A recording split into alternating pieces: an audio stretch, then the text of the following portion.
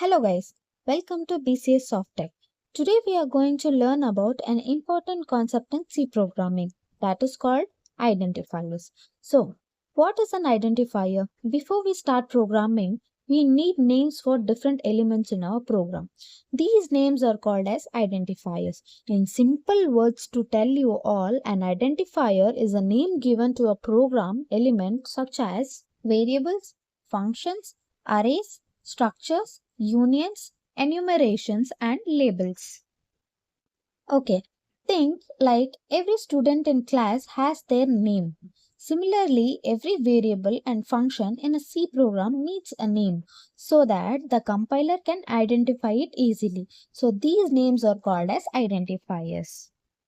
For example, C, int age, float height. Here, age and height are identifiers. So, as I told you, identifier is a name given to a program element. For that, there are some rules for naming identifiers. So, I'm going to explain what are the rules for naming identifiers with examples. So, now let's learn the rules of creating identifiers. Rule number 1. It can contain letters, digits, and underscore. Like for example, student 1, student underscore name. In this example, it includes letters, digits, and underscore. So these are valid identifiers. Then rule number 2. It must start with a letter or an underscore. Like for example, name underscore total. These are the valid identifiers. Now, if you give 1 name, then 2 value, these identifiers cannot begin with a number because as I told you, it should start with a letter or an underscore. So before that, if you add a number, it will be a wrong identifier. Then rule number 3, special characters are not allowed.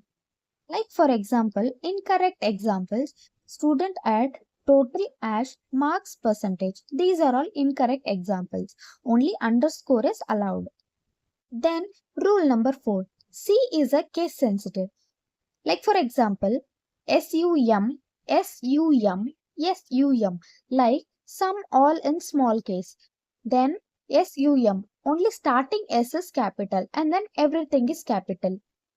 Although they look similar, C creates them as 3 different identifiers. Always remember that uppercase and lowercase letters matters in C. Then, rule number 5. Keywords cannot be used as identifiers. Keywords are reserved words already used by the C language. So, you cannot use as an identifiers. Like for example, int, float, if, for, while, return. These are the keywords. Why we should not use? Because these words have special meaning and they cannot be used as identifiers names.